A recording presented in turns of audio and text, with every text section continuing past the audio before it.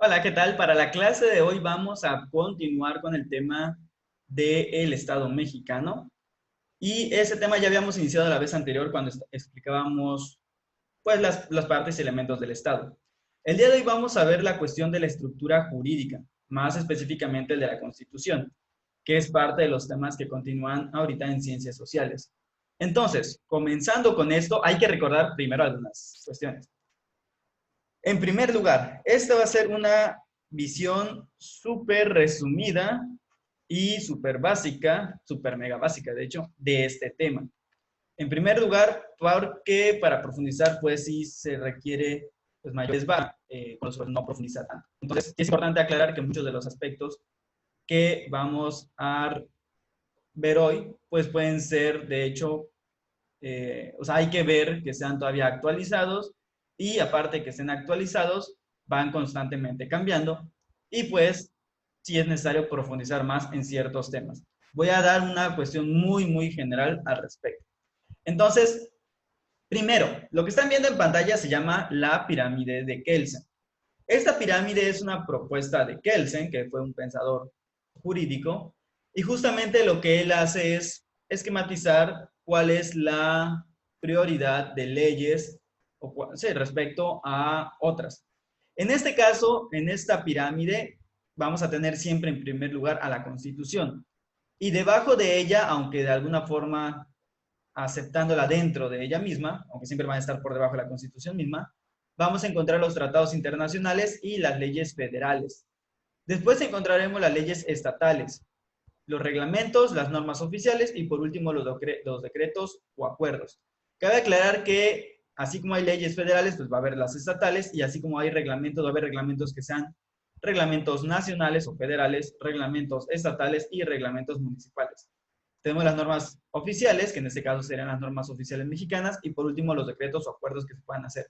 Cabe mencionar que la pirámide de Kelsen está, bueno, no todos están de acuerdo con ella, de hecho, ya no muchos la utilizan por diversas cuestiones.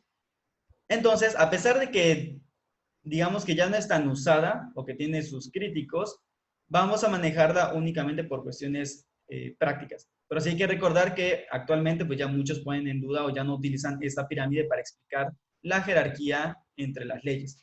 Sin embargo, es importante pues más o menos tenerlo presente. Entonces, lógicamente, las leyes federales y los tratados internacionales van a estar por encima de cualquier ley estatal. Las leyes estatales y cualquier ley, reglamento, inclusive cualquier ley federal, norma o decreto, tienen que estar siempre en sintonía con lo que la Constitución diga. Si algún reglamento o ley, sea estatal, sea federal, sea municipal, o cualquier norma, cualquier decreto, en algún punto puede contradecir la Constitución, en ese momento, pues, lógicamente, el que tiene validez va a ser la Constitución. La Constitución siempre va a estar por encima de cualquiera de estos. Eso nos lleva al siguiente punto. Ya habíamos visto que la Constitución que actualmente está vigente, pues es la Constitución de 1917. Ha sido una Constitución bastante reformada, entonces, pues hay muchas cosas que, de hecho, las últimas reformas que ha habido ha sido justamente ahorita en el 2020, con las reformas que hizo o que ha tratado de hacer el gobierno actual. Y pues bueno, el punto es que lógicamente la Constitución de 1917 no es precisamente idéntica a la Constitución de 1917. Ya ha sido bastante modificada, ha habido muchas reformas, le han agregado muchos transitorios. Entonces básicamente, pues no podríamos decir que no es precisamente la misma Constitución, aunque la base sea la de 1917. Por otro lado, hay que considerar entre estas cuestiones, pues justamente por lo mismo, todavía para el año 2010 eran 136 artículos y 19 transitorios. Actualmente ya son más de 150 transitorios. Entonces, pues básicamente hemos tenido bastantes reformas, 241 al día de hoy aproximadamente, puede ser un poquito más, un poquito menos.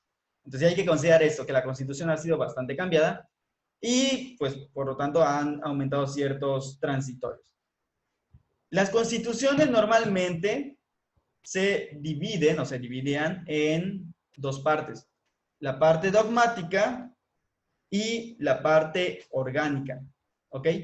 La parte dogmática hace referencia a los principios y valores que van a ordenar lo jurídico o que orientan el ordenamiento jurídico. Mientras que el orgánico, pues va a ser justamente cómo funciona y se estructura el poder, es decir, el gobierno en general. Sin embargo, no son solamente esas dos partes, ahorita vamos a ver por qué. La parte dogmática también va a incluir los derechos fundamentales, lo que hoy en día llamamos derechos fundamentales. En algún otro tiempo se llamaba garantías individuales y pues estarían en la parte dogmática. ¿Ok? Luego tenemos en la parte orgánica, pues lo que sería justamente la división de poderes, como ya mencioné. En este caso, la parte dogmática normalmente se considera que en la Constitución mexicana va del artículo 1 al 29 y la parte orgánica del 30 al 136. Lógicamente hay otros tipos de artículos y ahorita vamos a ver a qué se refiere con eso. Y los artículos de la Constitución sí siguen siendo exactamente 136. Esos sí siguen siendo exactamente iguales, pero pues, los transitorios básicamente regulan la entrada en vigor de las reformas o la emisión de segundas leyes, pero en su caso por el Congreso, etc. ¿no? Entonces, esas son las dos partes que tradicionalmente se suele dividir la Constitución. Algunos teóricos hoy en día manejan, de hecho, otra estructura. Y no porque esté necesariamente mal esta, pero para explicar ciertas normas que hay en la Constitución, pues es más fácil utilizar esta estructura normativa. En esta estructura vamos a encontrar normas constitucionales orgánicas, es decir, estas normas son justamente las normas que regulan cómo se va a administrar el poder. En este caso, pues los poderes de gobierno. Y que básicamente nos dicen cómo está la administración pública. Luego tenemos las normas constitucionales limitativas, como pueden ser los derechos fundamentales, y que, como su nombre indica, limitan la función o limitan el poder que se puede ejercer o las obligaciones y derechos que se ejercen, inclusive por parte de los órganos de poder, como es el gobierno. También tenemos normas constitucionales socioideológicas, como la visión que se tiene sobre el trabajo, los derechos del trabajo, del medio ambiente, etcétera. Normas de estabilización constitucionales, que es justamente para regular los cambios que hay en la Constitución, o que, bueno, se estabilicen los diferentes artículos, y las normas constitucionales de aplicabilidad, es decir, en qué casos aplican o no las normas. Entonces, básicamente estos 5 elementos, estos 5 criterios o estructuras normativas, son las que hoy en día se pueden encontrar en casi todas las constituciones del mundo. Entonces, básicamente eso lo encontramos no solo en la Constitución mexicana, sino también en otras.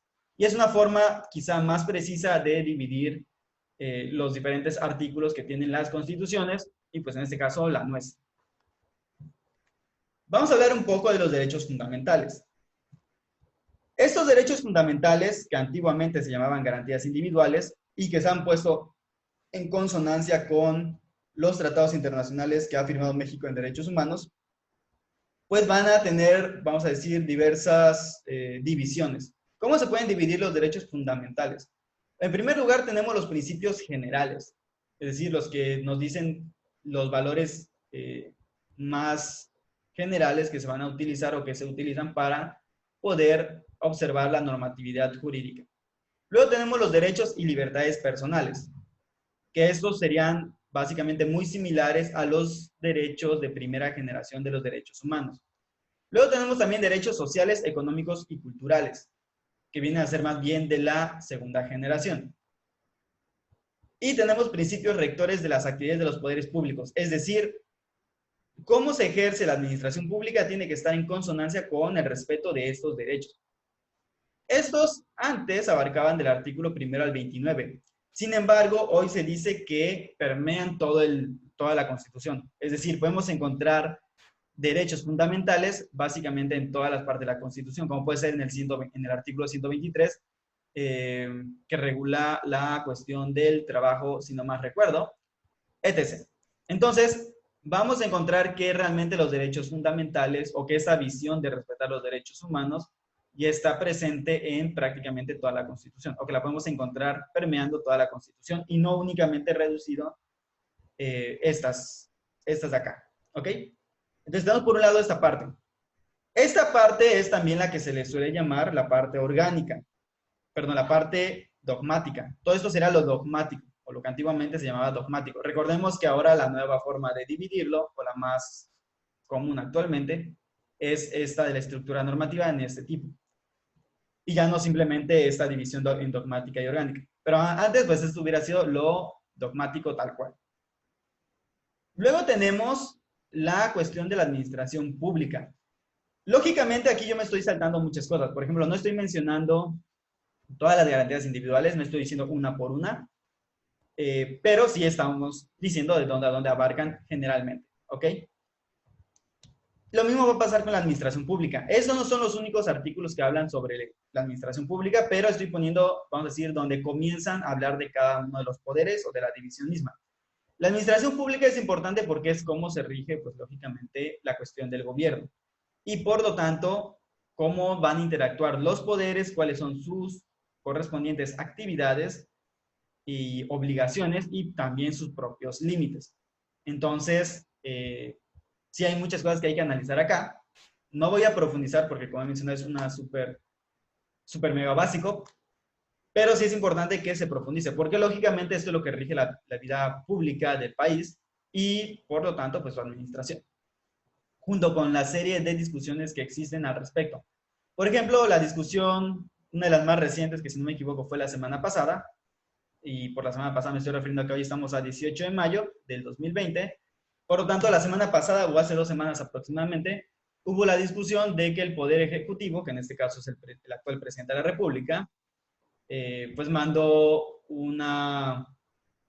intentó modificar o hacer que el Poder Legislativo modifique la Constitución para que él pueda repartir a discreción el presupuesto, que pueda modificarlo sin tener que pasar necesariamente por el Congreso, cuando se supone que el Congreso es el único que puede aprobar tanto el presupuesto como las modificaciones correspondientes. Entonces ahí hubo una discusión porque lógicamente hay quien piensa que ahí se está poniendo en peligro el uso correcto de los recursos a discreción de un solo poder, sin ya tener que necesitar la aprobación del Poder Legislativo. Entonces son el tipo de discusiones que actualmente están en boga y que aunque puedan parecer que no nos afectan, pues al final sí terminan afectando todo porque pues es una administración pública, ¿me explico? Entonces, en el artículo 49 vamos a comenzar a ver sobre la división de poderes. Aquí es donde podemos ya empezar a vislumbrar o nos empieza a mostrar que en el caso de México se va a dividir en 3 poderes, legislativo, ejecutivo y judicial. Esto pues no es del todo novedad porque recordemos que viene desde la Ilustración y que básicamente desde que México comenzó a ser una república, porque recuerden que al principio éramos un imperio constitucional, bueno, una monarquía constitucional con Agustín de Iturbide, pero el punto es que tenemos estos 3 poderes actualmente, ¿ok? En el artículo 74 se comienza a hablar sobre el poder legislativo y sobre su composición. Cabe mencionar que el poder legislativo, aunque no lo vamos a ver en ese momento, sino cuando veamos la parte política, pues tiene 2 cámaras a nivel federal. Es decir, el Congreso de la Unión se va a constituir por lo que sería la Cámara de Diputados y la Cámara de Senadores. Luego tenemos en el artículo 80 que se comienza a hablar sobre el Poder Ejecutivo. Cabe aclarar que entre estos artículos, lógicamente, hay más artículos que regulan más cosas sobre el Poder Legislativo. Del 80 al 94, pues va a haber más sobre el Poder Ejecutivo. El Poder Ejecutivo, recordemos, va a ser el presidente de la República. Y luego tenemos en el artículo 94 el Poder Judicial. Este Poder Judicial, pues, es el que se encarga de aplicar las leyes o de aplicar la justicia. Estamos hablando de la Suprema Corte de Justicia y los circuitos correspondientes o los que corresponden. Ok, entonces aquí tenemos a la Suprema Corte de Justicia, entre otros, que conforman lo que sería el Poder Judicial. Esta misma división de poderes se da en los estados, que recordemos son libres y soberanos. Y entonces, en cada estado vamos a ver una versión de cada uno de los poderes, pero estatales. En el caso del Poder Legislativo en un estado, pues va a ser justamente el Congreso estatal. En el caso del Poder Ejecutivo, pues va a ser el gobernador, y en el caso del Poder Judicial, pues los tribunales superiores de justicia de cada estado. ¿De acuerdo? Entonces, básicamente, esto es todo respecto a la Constitución. Eso es todo en lo más básico y elemental. Como mencioné, esta es una cuestión súper mega básica, o sea, es básicamente una embarrada acerca de la Constitución, pero vamos a ir profundizando en ella a lo largo de las clases, o por lo menos en ciertas actividades y tareas. Sí es importante recordar entonces, la Constitución va a estar por encima de cualquier otra norma, independientemente de que esta pirámide sea actualizada o no, o sea usada actualmente o no, siempre la Constitución va a estar por encima. Los tratados internacionales tienen hasta cierto punto un rango constitucional en cuanto que la Constitución los admite y pues en ocasiones se reforma para que esté en concordancia, como fue el caso de los derechos humanos. Pero en general, siempre, o sea, en sí, la Constitución es lo que está siempre encima. Y eso lo tenemos regulado en el artículo 133, donde se afirma la superioridad de la Constitución sobre cualquier otra. Y si alguna de estas viola o choca con la Constitución, pues es entonces, estas son las que tienen que cambiarse y no la Constitución. La Constitución está por encima de ellas. Y pues bueno, esto es lo más importante, lo más fundamental. Lógicamente es importante sobre todo tener presente estas dos cuestiones. Primero, nuestros derechos fundamentales y lo que implican, lo cual podemos leer directamente en la Constitución. Y segundo, la división de poderes y cómo se da la administración pública. Lógicamente hay más artículos, ya vimos que son 136 artículos, junto con sus miles de transitorios, pero es importante conocer por lo menos, así como lo fundamental, estos dos. Ahorita solamente estoy poniendo a la mesa pues su existencia, por si no se acuerdan. Su existencia y dónde poder encontrar esto. Vamos a ir profundizando en ellos justamente para conocer más sobre nuestros derechos y sobre la administración pública. Si a alguien en algún momento le llega a interesar estudiar derecho, pues va a ver esto lógicamente muchísimo más profundo y básicamente se ve en derecho constitucional. Por el momento sería todo de mi parte, nos estamos viendo en la siguiente clase. Hasta luego.